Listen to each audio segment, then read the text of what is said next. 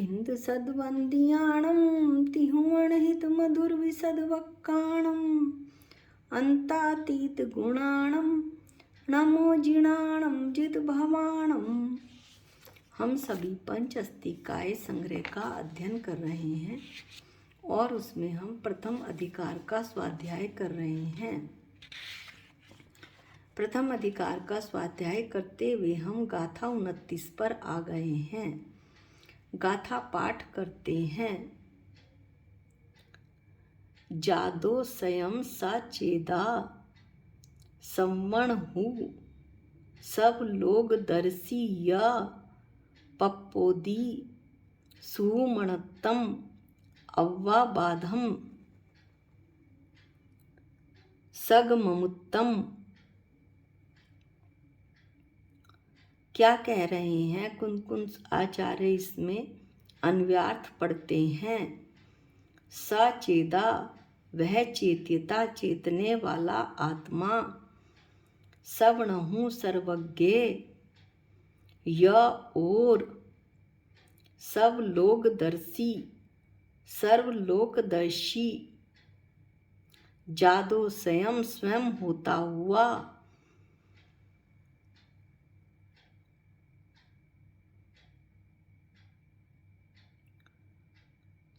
होता हुआ सगममुत्तम सब किए अमूर्त, अव्वाबाधम अव्याबाध,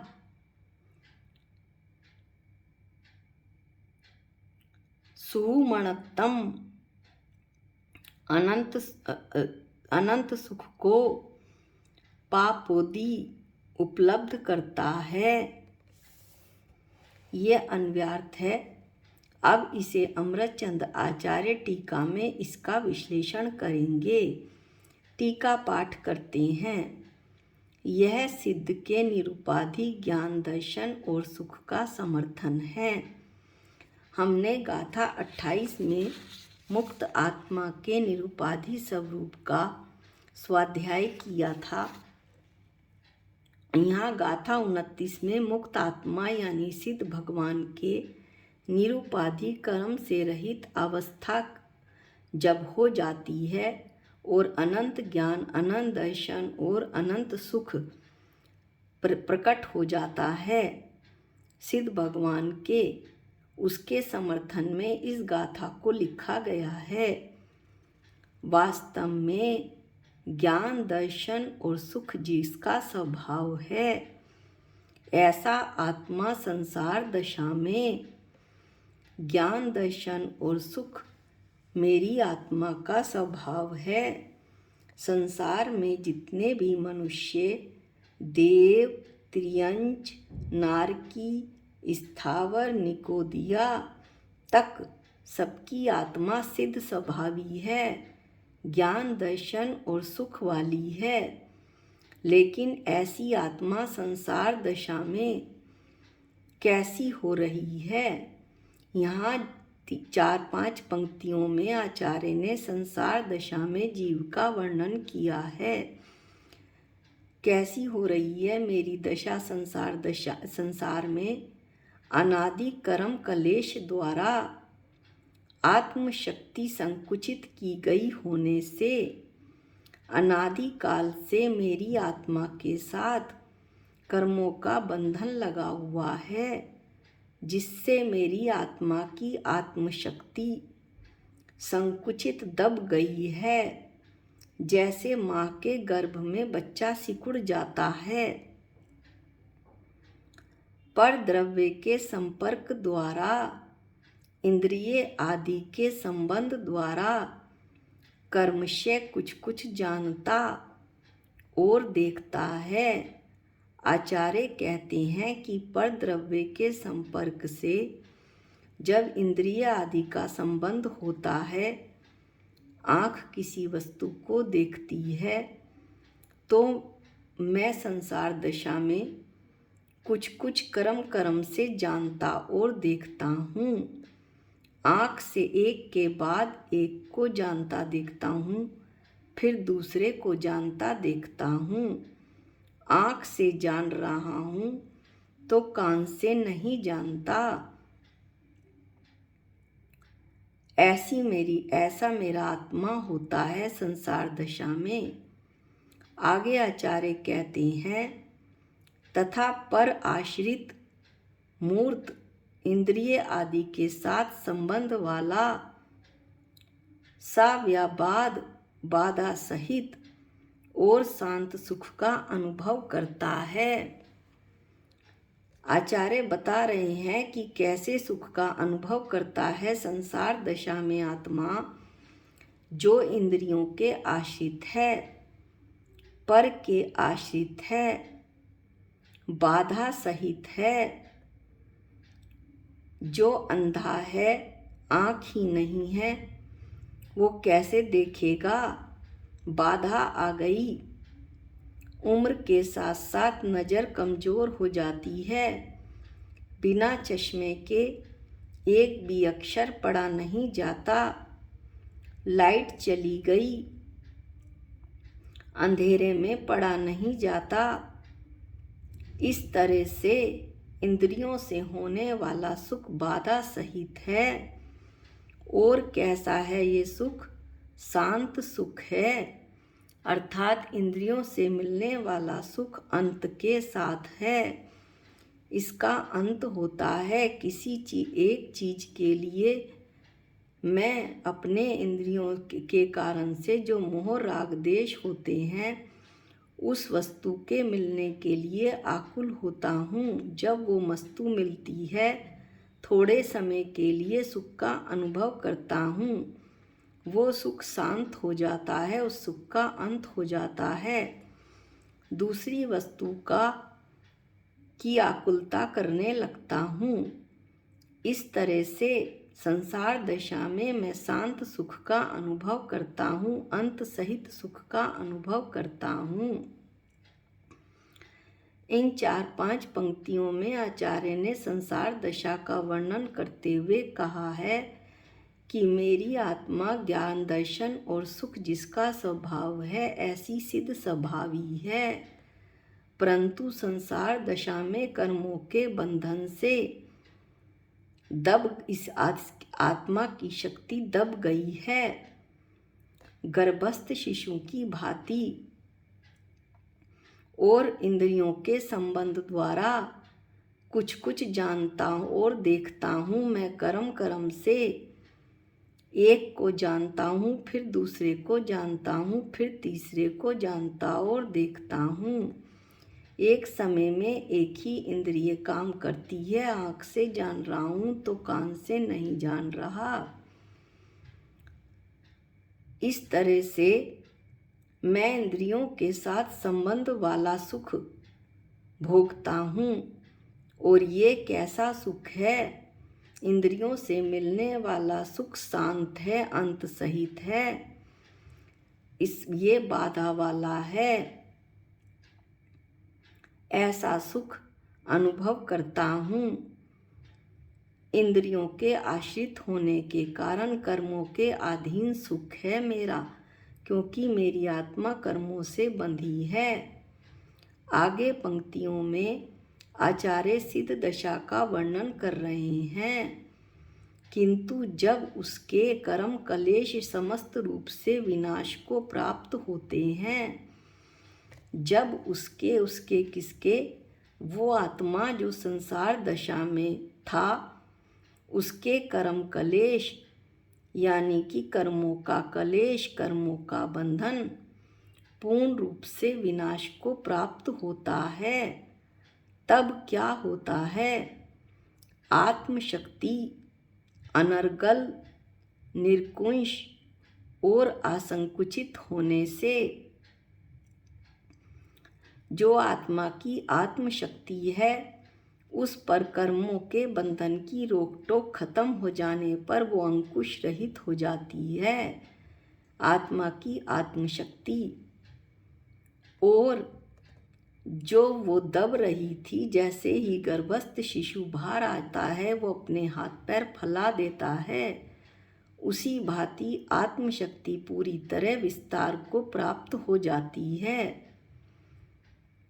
ऐसी आत्मा, अब आगे आचार्य कहते हैं कि वह असहाय रूप से किसी की सहायता के बिना स्वयमेव युगपद सब सर्वद्रव्य क्षेत्र काल भाव से जानता और देखता है। कौन?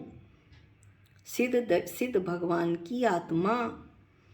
अब उसे किसी की सहायता की आवश्यकता नहीं, सीधे अपनी आत्मा पर आश्रित है और अपनी आत्मा से देखता है। स्वयमेव युगपत, एक साथ अपने आप देखता है। विश्व की सभी वस्तुओं को, द्रव्य, संपूर्ण विश्व को द्रव्य क्षेत्र काल भाव से जानता और देखता है। इस प्रकार सब आश्रित ये आत्मा, जो सिद्ध भगवान की आत्मा है, मुक्त आत्मा, वो सब आश्रित है, अपने पर आश्रित है। मूर्त इंद्रिय आदि के साथ संबंध रहित है। जो इंद्रिय आदि का संबंध है वो खत्म हो गया है। इंद्रियों से मुक्त आत्मा का संबंध खत्म हो गया है, कर्मों का बंधन छूटते ही। अब वो कैसे सुख का अनुभव करता है? अव्ययबाध, अब जिसमें कोई बाधा नहीं बची और अनंत सुख है। अनंत यानी जिसका कभी अंत नहीं होने वाला। ऐसे अतीन्द्रिय अनंत बाधा रहित सुख का अनुभव मुक्त आत्मा सिद्ध भगवान करते हैं। इसलिए सब स्वयं जानने और देखने वाले तथा सब किए सुख का अनुभव करने वाले सिद्ध को पर से कुछ भी प्रयोजन नहीं। क्या कहना चाहते हैं आचार्य? कि सब स्वयं कि अब आत्मा अपने आप सब पूरे विश्व की समस्त वस्तुओं को जानता और देखता है। यह सुख उसने अपने पुरुषार्थ के बल पर प्राप्त किया है। सिद्ध भगवान ने ऐसे सुख का अनुभव करते हुए सिद्ध भगवान को अब पर से किसी भी और द्रव्य से कुछ भी प्रयोजन नहीं है। यद्यपि उनके ज्ञान में संपूर्ण विश्व झलकता है, परंतु उस झलकन से उनका कोई प्रयोजन नहीं है। वो तो अब एकमात्र अपनी आत्मा के अनंत सुख को भोग रहे हैं, अतीन्द्रिय सुख को भोग रहे हैं, इंद्रियों से रहित सुख को भोग रहे हैं। सिद्ध भगवान तथा केवली भगवान दोनों ही एक सकल भगवान हैं और एक निकल भगवान हैं। सिद्ध भगवान शरीर रहित हैं और केवली भगवान शरीर सहित हैं। स्वमेव सर्वज्ञत्व आदि रूप से परिणमित होते हैं। अपने आप सर्वज्ञ और सर्वदर्शी होते हैं। सब कुछ एक साथ जानने और देखने वाले होते हैं। उनके इस परिणमन में लेश मात्र भी इंद्रिय आदि पर का आलंबन नहीं है। जो ऐसा परिणमन उनमें होता है सर्वज्ञ और सर्वदर्शी का, उसमें इंद्रिय आदि पर का आलंबन यानी इंद्रिय आदि के सहारे की आवश्यकता नहीं होती उनके ऐसे परिणमन में। अब कुछ 4-5 लाइन और पढ़ते हैं। आत्मा एक पदार्थ है, ज्ञान उसका स्वभाव है, इसलिए उस ज्ञान का संपूर्ण विकास होने पर ऐसा कुछ नहीं रहता जो उस ज्ञान में अज्ञात रहे। आचार्य कहते हैं कि आत्मा एक पदार्थ है और ज्ञान उसका स्वभाव है। आत्मा का स्वभाव ज्ञान है। जब उस ज्ञान का संपूर्ण विकास हो जाता है ज्ञानावनी कर्म के नष्ट होने पर, जैसे ही ज्ञानावरणी कर्म नष्ट होता है, ज्ञान संपूर्ण रूप से विकसित हो जाता है, खिले हुए कमल की भांति, और उसके ज्ञान में कोई भी वस्तु अज्ञात नहीं रहती, सभी वस्तुओं को वो जान लेता है। दृष्टांत के तौर पर आचार्य बतलाते हैं, जिस प्रकार परिपूर्ण उष्णता रूप परिणमित अग्नि समस्त दाह को जलाती है, जिस प्रकार यानी दृष्टांत परिपूर्ण उष्णता रूप परिणमित अग्नि, जो अग्नि पूरी तरह से ज्वलनशील हो गई है, उष्ण हो गई है, वो दाह जलाने वाली वस्तु को पूर्ण रूप से जला देती है। उसी प्रकार अब दृष्टांत बताते हैं कि परिपूर्ण ज्ञान रूप परिणमित आत्मा, ऐसी आत्मा जिसका ज्ञान पूरी तरह से विकास को प्राप्त हो गया है, पूरी तरह विकास रूप परिणमित हो गया है, वो विश्व के समस्त ज्ञेयों को यानी जानने योग्य वस्तुओं को जानता है।